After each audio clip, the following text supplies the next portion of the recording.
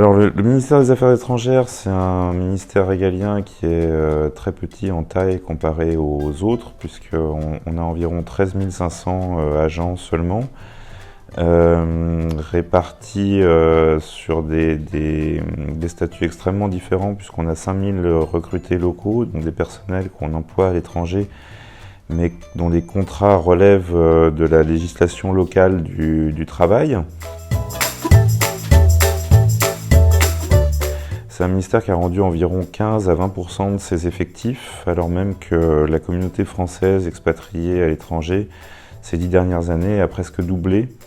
Donc on mesure un peu la disparité entre les besoins et les effectifs qui sont assignés pour assurer en fait la représentation de nos concitoyens français à l'étranger, qu'ils soient résidents, mais aussi des millions de touristes français qui se rendent chaque année en dehors de nos frontières.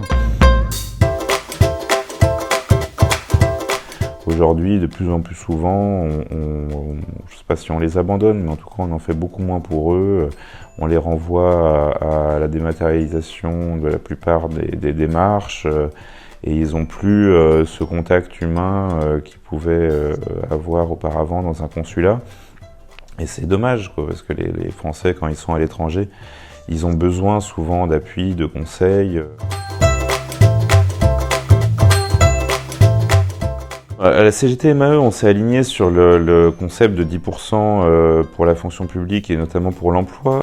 Mais ces 10%, ce serait le premier pas, en tout cas, pour essayer de réduire le stress et la fatigue des personnels du ministère, notamment à l'étranger, qui s'en sortent plus, quoi, qui font 2 fois plus qu'avant.